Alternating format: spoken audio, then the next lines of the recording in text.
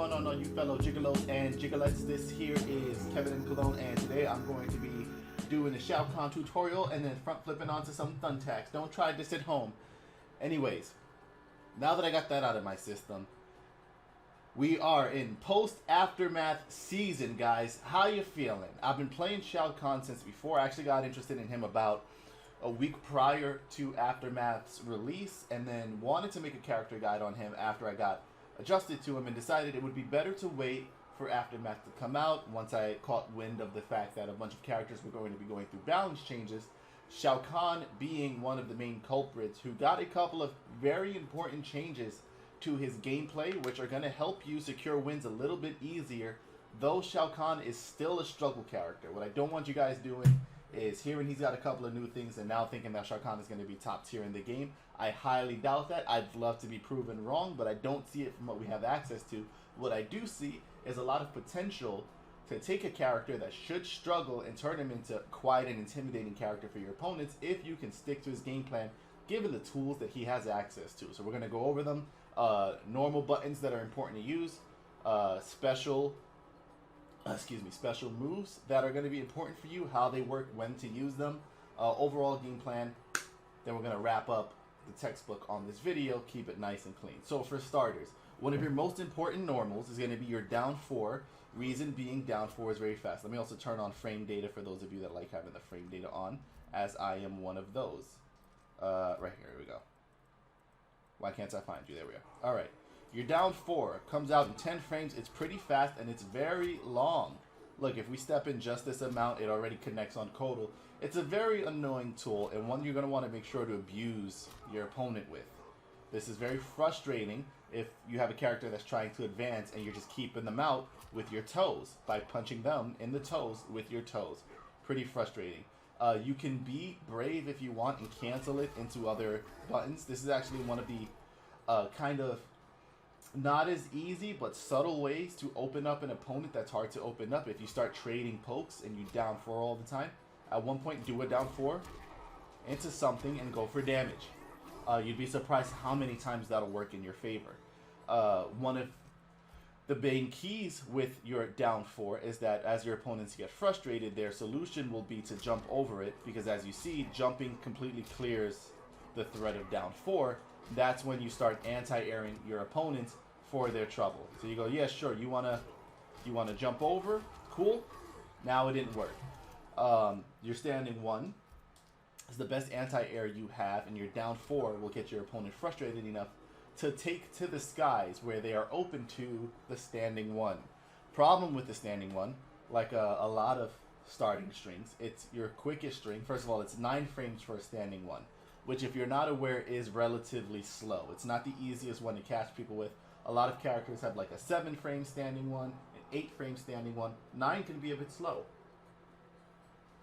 So what we're going to want to do is be careful with when you throw this out, because not only is it a little slower, it's also a high, and it will whiff in certain situations when you think it would punish. Let's say, for instance, Katana comes at you with a big old flying booty attack, and you use your abs to absorb the cheeks and it does no damage, and you try to punish her with 1-2 or 1-4, there's a chance that that's going to whiff and she's going to be blocking before you get your punish in, which is one of the reasons that your back 2 is so important, because your back 2, while it's a little bit slower, for moves that are super punishable, is very consistent and also can be canceled into special moves. So you can cancel it into Annihilation. Of course, the special moves will go over in a bit. You can cancel it into your big combo extenders. So it's very important.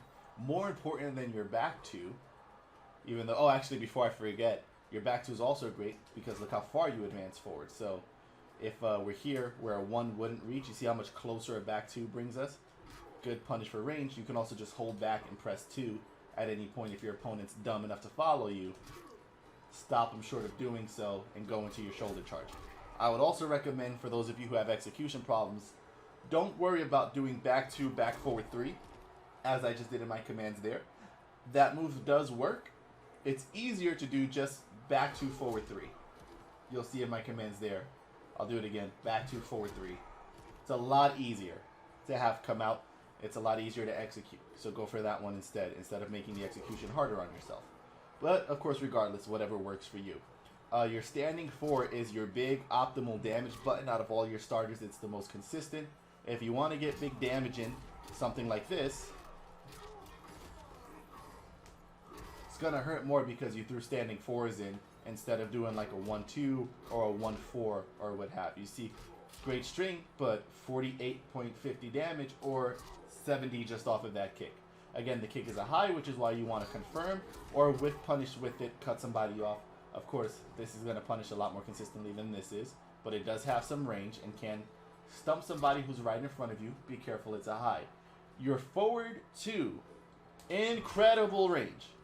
Look at that. We're going all the way and hitting this dude from Disneyland, okay? I'm almost off screen at this point, and I'm still within range to hit Kotal. Amazing strength, also a high, so be careful. It can get neutral ducked. Has a couple of extensions that's going to be important. 2-1 will cover you if they don't punish you fast enough. 2-4 will punish them for crouch blocking and get them to stand up and respect you, which allows you to take advantage of the plus frames you have on 2-1, which is a lot safer than 2-4, which is not safe. So if you go for this and it gets blocked, you're punishable. So you want to just condition them until they start stand blocking, then start using your 1, where you're a lot safer. You can also finish the stream by doing forward 2-1-2 to cause mix-up games between, am I going to, if the AI is, let's say, blocking the whole thing, am I going to do this and tick, throw, and grab? Am I going to do this and grab?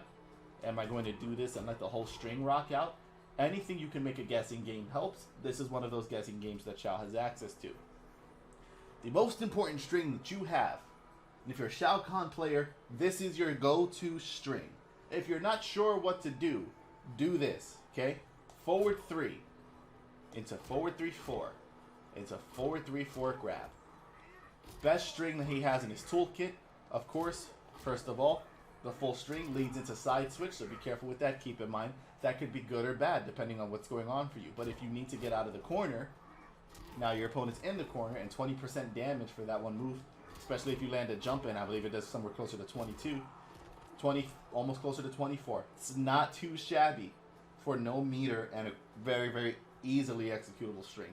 The last hit does hit as a throw, so that is important. It gives you a mix-up at the end. If they neutral duck the throw, you of course go into your combo extender, or use it as an opportunity to stagger. It's not the worst stagger tool that you have. It's actually pretty solid. The second hit is a low, and now post-aftermath DLC is also special cancelable, meaning you can do this into shoulder charge, and me and all the homies love shoulder charge. It's really the move you're going for the whole time. We'll get into it in a bit. And of course, forward 3 is cancelable as well if you're brave and want to do that, but ideally there's no reason to never go for the forward 3-4. You're fine, you're safe on it. Let it rip, okay? Have fun with it. Other noticeable buttons, your 1-4, usually it's a little slower. As you see, the startup on the second hit is 16 frames, whereas your 1-2 is 13 frames, but your 1-4 has longer range. So your 1-2 will whiff at this range, your 1-4 will connect, and then we can go into shoulder charge. Me and all the homies love shoulder charge. 1-4 also has an extension at the end with 2, which will hit as overhead. So that's good for the sake of mixing up. You're not safe on it. Don't abuse it. You'll get punished for going. Actually, you are relatively safe on it, I believe. I will double check before I give you wrong information. Okay, you're not safe on it. You might not get punished for it. It's a tight punish, but you can be punished for this, so be careful. That's what I was trying to say. Feel better that I got that off of my chest. Now, we'll look at your special moves. Then we'll go over how all of this equates into a game plan, okay? You have back forward 1, which is your spear, and your spear is, for what it is, a pretty decent zoning tool. It does have its weaknesses, right? If you are in a zoning war, which I would not recommend you trying to get into unless you've established a decent life lead, this will help you kind of win a trade. If you, unless you're playing Sub-Zero or something, of course be careful, because then he will ice ball you. It gets wonky whether or not your spear will halt him long enough before you can get in with slide. But against most zoning characters, the hit stun on that is so long, trading projectiles equals it's your turn on the next projectile, because your opponent will get knocked. By the time they want to throw their next one, yours is already coming. Now the problem with this move is that it is not really a true mid. What do I mean by that? If the opponent's ducking, it goes right over their head. And a lot of the close to mid-range game, it's practically unusable. We'll see how far back we can. We're still whiffing on this. At this range, it's still not working. So this is a full zoning tool. Any bit closer, we'll say like right about here, I believe, this still won't hit. If I set the AI to block, it's still not even hitting, so it doesn't matter. The AI is blocking right now. If I go up to hit it, it is blocking, okay? But it doesn't need to on a move that's not even connecting. So be careful with that spear. Don't think you can get into strategies like this, where I'm going to cancel into spear. That doesn't do anything. It's going to whiff. On most characters, again, he's crouch blocking. This will whiff. And Kotal is about as big as they get in this game. Of course, next to Shao Kahn.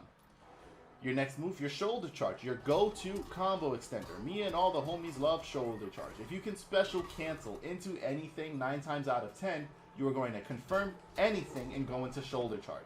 It's your big damage threat. Back forward 3. It connects, you amplify. And you have different routes you can go on. You can jump in and get punishes going. Now, in the post-aftermath season, you can actually connect a back 3 and get combos to extend with a dash in. So there are a lot of strong routes you can use to make this threatening. The whole big idea is that if you are very solid with hit confirming, you hit confirm anything into shoulder charge, your opponent does breakaway, they waste their defensive meter, and then you hit confirm again, go into shoulder charge, they can't break away, you do your big damage. Doubly so now, as we lead into his next special move, which is also now more important in the Aftermath expansion. We're going to set the AI to do a late breakaway. And then we're going to mess it up, and we're going to gotcha grab him out of the sky. Your gotcha grab, your down back 1, whatever the hell you call this thing. I'm going to call it gotcha grab for now because I don't feel like checking the menu. Breaks armor, and is also a different combo ender, I would say. You have a couple of different applications for it. Of course, for one, if the opponent's jumping in, you can anti-air straight with the move. You can anti-air with a different button and cancel into the move to get more out of it. You can meet them in the air. Do something like this. They're still technically in the air. It can also be amplified. So it's pretty solid. Outside of anti-airing, it lets you, almost similar to upgraded Jackie ending strings with 3-3 just to get side switch, you can go for any combo that you would normally end in Annihilation, and for the most part end them in gotcha grab, unless it's a standing combo. Something like this, of course, won't work because he's still grounded, but most of your combos, again, are going to lead into shoulder charge, and you can side switch with the gotcha grab. If you want extra damage, you, of course, can amplify it. Squeeze a little bit more damage out. You can close games out like that in some situations. That little 3% damage will matter. It adds up over time. Ideally, for the most part, I wouldn't waste a meter on it unless it's going to secure you a game or just establish you a way bigger life lead than you already have and you can afford to spend the meter. But that's about all the applications of the move. Ideally, if you're doing a combo, you want to get out of the corner, end it in side switch. Or if you want to put them closer to the corner, just for an example, we'll put Kotal in front of the shield. So the shield is our marker for where we hit him. Something as simple as this. And he's almost right back at the shield, which is our representation of the corner. So it brings them pretty close. You have Annihilation, which is your down back 3. It's going to be your main combo ender. Ideally, if you can end a combo in anything, you're going to end it in Annihilation. It's very strong. It's also amplifiable for extra damage. Almost all of Shao's moves are. Adds a pretty hefty chunk. So the move on its own, 12%. We're going to amplify it this time. 17. Again, 5 damage adds up, especially if you're trying to close games out, especially if your opponent can't break away. Keep it in mind, okay? And Annihilation is one of those combos that the second they get hit with it, there's no opportunity to break away anyway. It's the end of your combo, so if they choose to eat this whole thing, that's on them. Don't feel bad. They should have broke away any point before. And don't mash breakaway. Don't be one of those guys. You know, down in R2 at the same time. First attempt there. It's not too hard to do. Even this will count for you in some situations. But ideally, down R2. Okay? Try to get them at the same time. Practice them. We have Dark Priest, our down 1. It's a damage buff. Gives you bigger damage on some buttons. So you'll see here, 64% compared to the usual 58. A down 2 is 14 with the buff. I believe it's 154. So, or 15.4, whichever one works better for you. However you like to say the numbers in the game. It's a good damage buff, but it scales pretty harshly, and in some situations you won't notice it. It's 66 frames on startup, so it's big boy to try to get this out on people. You have eons to hit me if I go for that. Ideally, you're going to look for something to push your opponent out where you're safe, and then try to get the buff and block before they get in. The buff does offer one more caveat where it gives you access to a crushing blow on Annihilation. That leads into pop-up that you can do for other combos. It can actually net you almost close to 50%, I believe, if we have the buff and we go for something like this.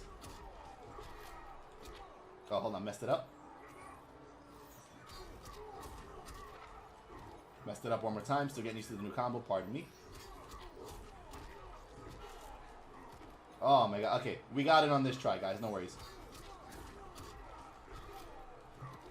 We got it on this try, guys, no worries. I'm gonna do it for the people. Can I not hit it anymore? Hold on.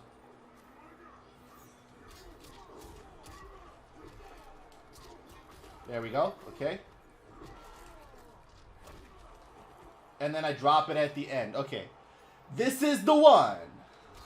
With the buff, this is the one.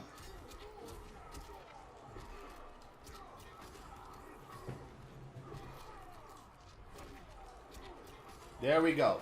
Nets you close to 50%. Obviously practice that. I don't get the crushing blow a lot because I don't go for it a lot because Dark Priest is very, very risky. If we look at a combo, let's make a simpler one. Sorry. Simpler one, something like this. Okay? That gives us 329%. Now let's put the buff on.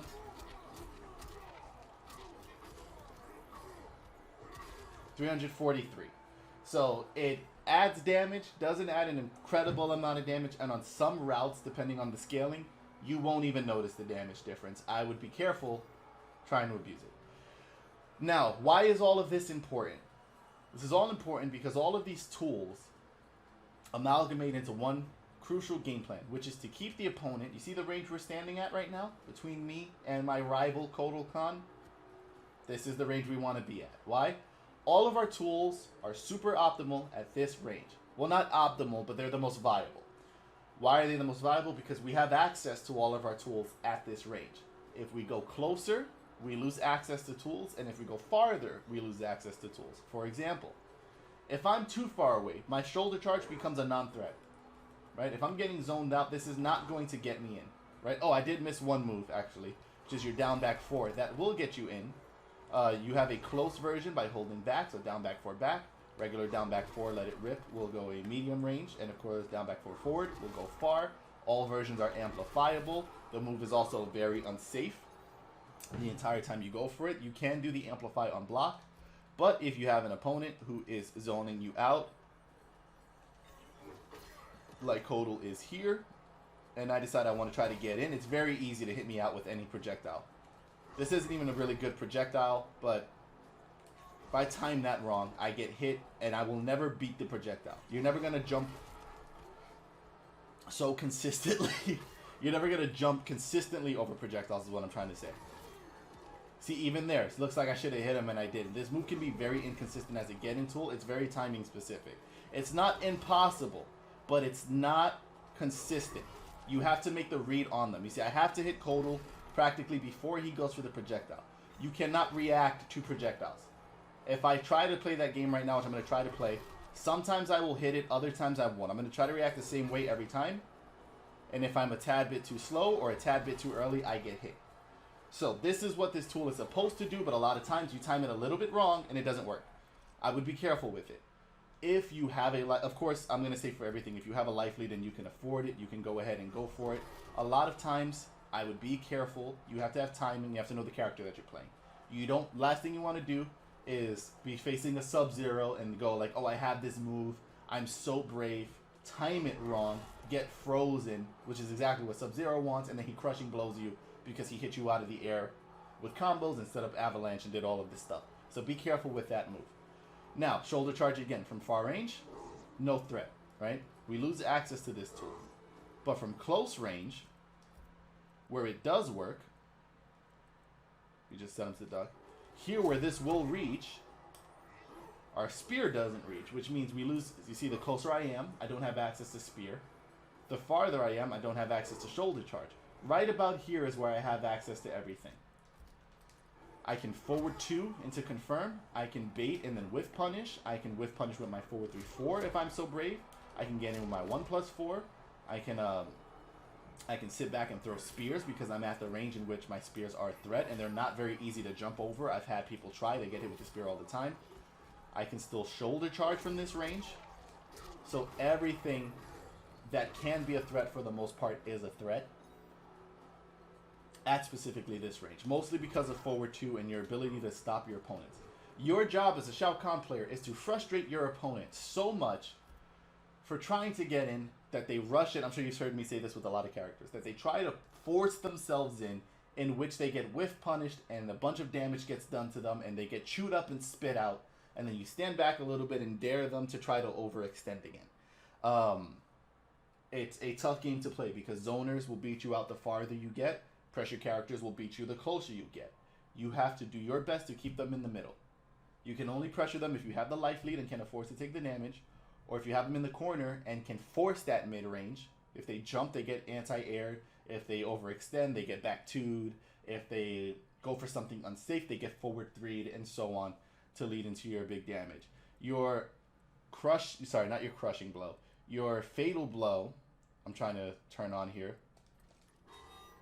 has some problems. There's a timing issue with it. You can mistime this. It's slow. So you have to be careful. You have to actually get it out pretty fast. So you have to pretty much mash it to know when it's going to connect. And I've had it not connect on some strings before. Forward 3-4 has failed me in the past. Forward 3, as you see here. Sorry, forward 3-4. That was my mistake. Forward 3 doesn't connect into it. Not that you should be doing it off of that anymore. That was a big problem prior to Aftermath when this was your biggest like mid-confirm cancel. Something like back 2 will connect. So that's just a small caveat. For those of you who don't know, forward 3 into fatal doesn't work. I wouldn't go for that. Of course, you could do forward 3-4 now. So this shouldn't really be a problem for people. But because I've had an issue with it in the past, I figured I would bring it up. If we were to look at some of the biggest damage that Shao Kahn can do before we sign off, though it's a bit hard to set up, I believe it would look something like this.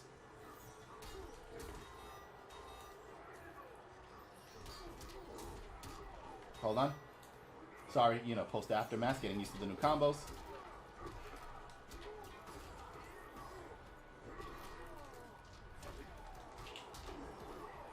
See, doesn't even work there. I thought that would be it. So, it's about the 49% you can do. Your fatal blow is decently fast. It covers a good range. You see, you kind of step in when you do it. So you get this nice big swooping fatal. You'll scoop people out of the air sometimes, but it's not the best. And it has its problems. It can get jumped over if they're close enough. It's still pretty slow. So people can, and they have reacted to this and gotten out of the way. I've had it happen to me. Be careful with it.